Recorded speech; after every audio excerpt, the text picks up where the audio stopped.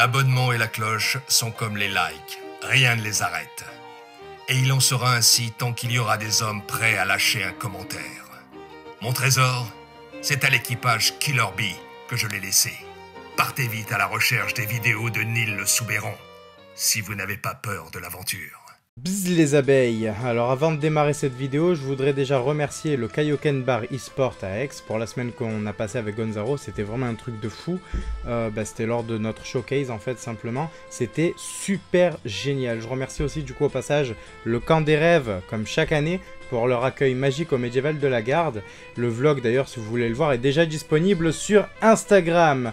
Et voilà, je voulais aussi vous annoncer du coup que le dernier week-end du mois, à savoir le 31 août, 1er septembre, je serai sur scène à Carpentras.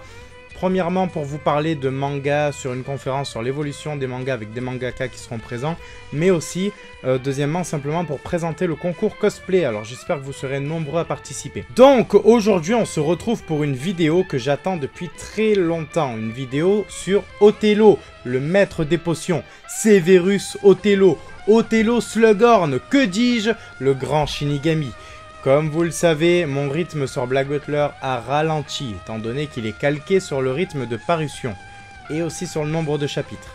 Avec One Piece, j'ai un chapitre par semaine, et à peu près 900 chapitres de matière à travailler. Donc voilà, c'est un peu plus simple, vous voyez. Avec Black Butler, j'ai un chapitre quand les Anglais le veulent, et même s'ils sont à jour, ça ne fait qu'un chapitre par mois. Depuis peu, ces chapitres sont même raccourcis à 17 pages. Et pour le nombre de chapitres total, il n'est pas si grand que ça. Donc du coup, voilà, même si mes précédentes théories se sont toutes, pratiquement toutes en fait, avérées justes, ces confirmations n'engendraient pas assez de révélations pour pouvoir écrire des vidéos, que ce soit sur les suites ou quoi. Donc voilà, malgré ça, j'ai quand même réussi à vous sortir une théorie sur Grell et une sur Vincent Phantom Hive. Mais voilà, en utilisant la même méthode de recherche d'indices, je suis tombé sur un papy très intéressant. Comme vous le savez, mon personnage préféré est Undertaker, et je base très souvent mes théories sur ma toute première, les constituant un peu comme une espèce d'ensemble de puzzle, vous voyez, un peu comme ce que Yana aime de toute façon à construire, donc un puzzle. Et bien cette fois, je vais encore utiliser cette méthode pour vous parler de son ancien acolyte, l'ancien acolyte d'Undertaker, à savoir le petit papy Othello. Derrière ses airs de fouine de labo, le petit Othello est un papy de la même promotion que notre cher Andy, ce qui signifie qu'il a connu des époques lointaines, dont celle de Robin des Bois, puisqu'on sait qu'Undertaker a jugé l'âme de Robin. Othello est une espèce d'expert en démons, on sait qu'il a étudié les contrats passés entre les inventeurs des grands siècles et les démons, puisqu'il parle de ses travaux sur les bons technologiques de l'histoire de l'humanité. Il sait aussi très bien qu'un démon a la capacité de rayer un nom d'une liste nécrologique de Shinigami. Vu son grade et son sujet de recherche, on peut déjà deviner que son rôle au sein de l'organisation des Shinigami est de trouver une solution d'exorcisme anti-démon. Othello peut donc faire partie du groupe anti-Sébastien et pro-ciel si vous vous souvenez bien des autres théories. En cherchant un peu, vous allez tomber sur la playlist Black Butler de la chaîne, où vous pouvez donc ainsi suivre la série de théories depuis le début, je vous le conseille d'ailleurs. Othello collecte les données de son premier contractant vivant grâce à Ciel, c'est sur Ciel en fait. Ces données peuvent être importantes et faire vraiment toute la différence. Enfin, je voulais en venir au point qui m'a décidé à écrire cette vidéo, le détail qui tue tout. On sait qu'Undertaker possède une force exceptionnelle qui lui a permis de gérer à la fois un Shinigami et Sébastien en même temps sur le Campania. D'ailleurs, il a très gravement blessé Sébastien et il était pratiquement KO en fait. C'est Ciel qui a dû lui ordonner de se reposer parce qu'il voulait quand même retourner sur le Campania malgré ses blessures. Mais voilà, il l'a massacré. Il a vraiment massacré en termes de force. Il est au-dessus de Sébastien quoi. Parce qu'en plus, voilà, il n'était pas seul à se battre contre lui. C'était une espèce de survival. Mais en 1v1, il aurait éclaté. Le seul autre personnage à avoir réellement blessé gravement Sébastien, c'est Charles Grey. Mais on se demande encore aujourd'hui comment la scène s'est déroulée, sachant que Sébastien cherchait à l'appâter à ce moment-là. Si les doubles Charles sont des Shinigami haut placés, ça expliquerait certaines choses, mais gardons ça comme une hypothèse plutôt que comme une théorie, le nombre de preuves n'étant pas suffisamment élevé à mon goût pour que je m'y attarde. Pour en revenir au petit Othello, il nous dit clairement que lors du choix final de leur filière post-suicide, Othello a choisi la branche scientifique d'Undertaker et Undertaker a choisi la branche d'action sur le terrain d'Othello. Pour comprendre parfaitement un Shinigami, il faut se pencher sur les causes de son suicide. Undertaker a été montré en flashback comme accablé par la perte d'un être cher non identifié. Cette obsession l'a mené à vouloir surprotéger les siens, Vincent en faisant partie bien évidemment. Mais pour Othello, pourquoi cet acharnement sur les démons? Est-il un ancien contractant scientifique qui a réussi à sauver son âme par le suicide? La solution paraît extrême, mais s'il avait connaissance de l'existence des Shinigami au même titre que Ciel, il aurait pu choisir entre cette solution plutôt que la destruction définitive de son âme.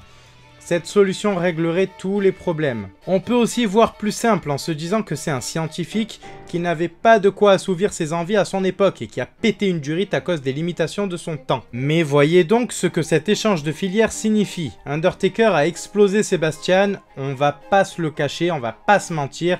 Dans une mêlée, il n'a pas eu une seule égratignure en plus. Et lui, c'est une loutre de labo à la base. Donc imaginez la puissance colossale d'Othello qui est censé être un collecteur d'âmes reconverti en loutre. Surtout qu'il le dit lui-même.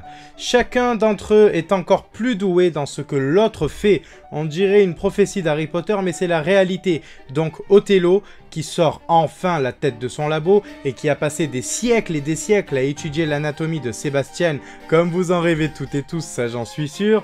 Et oui, je te vois baver là derrière ton écran là. Bah ce même petit Othello veut passer à l'action maintenant. Et il a un jouet tout désigné pour lui servir de punching ball. Monsieur je me la pète Sébastien et son maître bonne mine Phantom Hive, toujours tout souriant. Techniquement, il saboterait le plan de Ciel s'il agissait tout de suite, puisque l'assassin de Vincent et de Rachel n'a pas encore été identifié. Mais il pourrait avoir des envies de collaborer secrètement avec son meilleur ami immortel, Undertaker, pour découvrir d'autres secrets. Comme celui des poupées qui ont donné naissance au Nouveau Ciel par exemple. Par cette possible collaboration, il pourrait étudier le contrat de Ciel et un jour casser la jolie gueule du majordome en noir. Othello laisse sous-entendre qu'il n'est pas en accord avec le laisser-aller de sa hiérarchie. Comme tous les autres Shinigami au royaume de l'éternel, c'est un sujet qui revient tout le temps. Undertaker les trouve trop peu ouverts, Grell pas assez moderne, Will trop procédurier, les Allemands trop secrets et Othello trop peu sérieux. Donc voilà, peut-être que là aussi une action devrait être envisageable.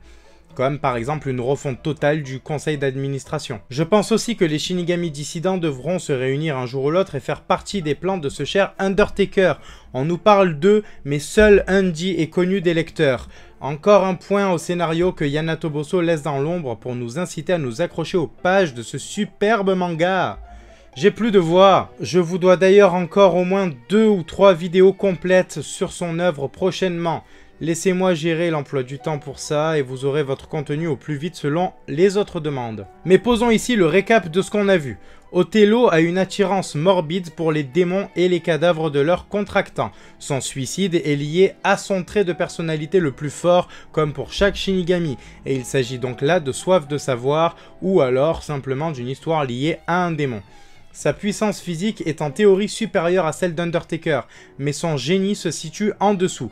Il peut donc être la solution d'éradication des démons dans cette œuvre. Il trouve sa hiérarchie trop laxiste et sa curiosité pourrait le mener à changer de camp. Dernière petite possibilité, mais j'en doute fort, son nom. Othello vient d'une superbe pièce adaptée au cinéma par Orson Welles. J'ai d'ailleurs la possibilité d'avoir accès au lieu de tournage dans le cadre de visites touristiques. On peut en parler en DM sur Twitter si ça vous intéresse. Bref, Othello est un personnage qui a été trahi par son ami le plus proche, Iago, et qui pense que le monde entier lui en veut. Je pense pas qu'Undertaker trahisse réellement Othello en tant qu'individu, mais peut-être que la piste reste intéressante à exploiter. Une source d'inspiration est souvent utile pour déterminer le futur d'une œuvre. Pour ma part, je suis persuadé qu'il ne s'agit là que d'une référence, mais sait-on jamais, on peut toujours être surpris. Voici les informations que j'ai voulu partager avec vous tous. Et maintenant, c'est à toi de me donner ton avis en commentaire comme à chaque fois. D'ailleurs, comme d'habitude, vu qu'on aborde le thème des Shinigami et donc du suicide, si vous avez le moindre problème et peu importe votre âge, si c'est scolaire, professionnel ou social, n'hésitez pas à en parler autour de vous. La vie trouve toujours le moyen d'arranger les problèmes, même ceux qu'on pense insurmontables, donc voilà, n'hésitez surtout pas. Je laisse aussi mon Insta si ça te dit de suivre ma vie totalement fadade d'otaku voyageur, je mords pas en DM, promis. D'ailleurs, je réponds à pratiquement tout le monde, on va dire, même si ça peut prendre du temps. Pouce bleu partage, abonne-toi et cloche comme d'hab. Bzz les abeilles et à très vite. Salut, c'est Fignan, le jardinier des fantômes Hive. Abonnez-vous à Killer Bee.